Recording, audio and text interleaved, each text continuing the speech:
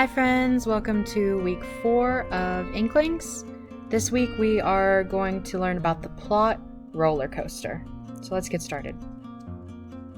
So last time we learned about the basics of plot, and we learned about the roles each character plays in pushing the plot forward. This week, we know what roles our characters are going to play, but we need to know exactly what our plot points are and how they function. So, to recap, the beginning is when something happens to start your main character on their journey to what they want.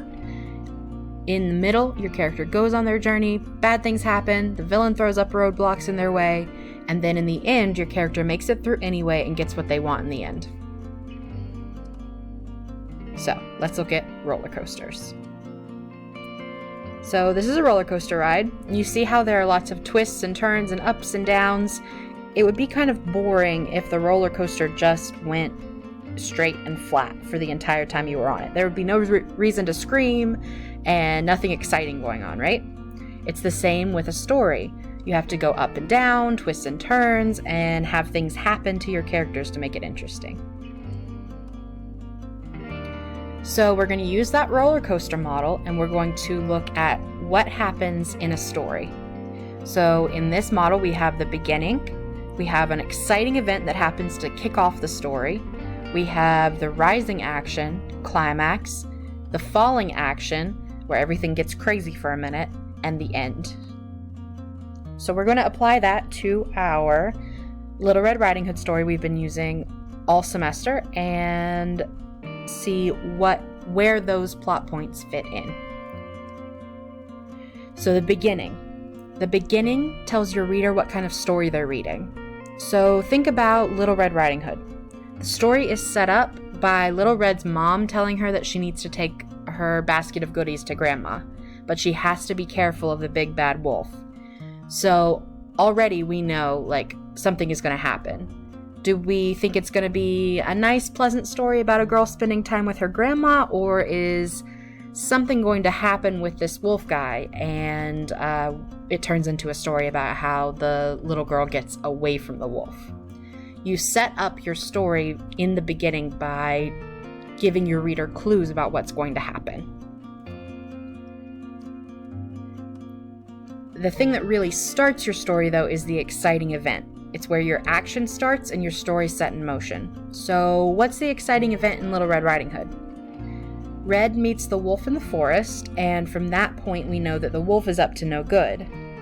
The exciting event begins building your action. And then you have the rising action where the roller coaster starts ticking up, up, up, up, up. You know that moment where you're waiting for the roller coaster to get to the top, and it's almost there, and you're afraid of the drop, and you're just anticipating it. This is where things in your story start to get a little bit hairy, a little bit difficult for your characters, and things start to happen. So Red goes to her grandma's house, and instead of her grandma, she finds the wolf in her grandma's clothes. And the sequence of Red saying, the one we all know, "Oh, Grandma, look what big eyes you have, look what big teeth you have," is very similar to the tick, tick, tick of a climbing roller coaster. It builds that anticipation. You're waiting on something to happen. And then something happens. The climax is the top of the roller coaster. So the wolf jumps out of bed and reveals his sharp teeth. Red screams, the wolf grabs her, and he gobbles her up. And we're pretty certain that this is the end for Little Red. The climax is the point in your story where the action comes to its highest peak, and where the reader has to wonder how in the world the character's ever going to get out of the situation they've gotten themselves in. It's the point of no return, basically. It's where you're wondering, how in the world are they going to fix this? And then the falling action. It's where all the pieces fall into place. Little Red gets eaten by the wolf, but she ends up in the wolf's belly, and she finds her grandmother in there too. She and her grandmother hatch a plan to get out safe and alive and to make sure the wolf never comes back to bother them. This part of the story is action-packed and fast-paced, like a bunch of dominoes falling, or like a roller coaster careening down the track. It's very quick. There's lots of screaming, possibly. There's lots of stuff going on. It's very exciting, and it's where everything starts to fall into place and make sense, and we start to head towards the end of our story. And then we get to the end. That's where we wrap up the loose ends. So Little Red and her grandma save themselves by being clever, and the wolf runs off in fear. Little Red and Grandma share the basket of goodies, and Red is no longer afraid to walk in the forest alone. Everything's wrapped up. Everybody got what they wanted, except for the wolf. But he's the bad guy, and that's generally what happens to bad guys in stories. And we are at an end point. We're at a point where everybody is satisfied, and the reader can close your story and feel good about reading it. This part of the story is about making sure that every character has gotten what they want, or if they haven't, like the wolf, explaining why. So in your workbook on pages 60 and 61, and I'll put this in the email when I send it out, you'll find a plot roller coaster template, a worksheet like we've been doing all semester, where you can fill in the blanks and figure out what part of the roller coaster each part of your story falls on.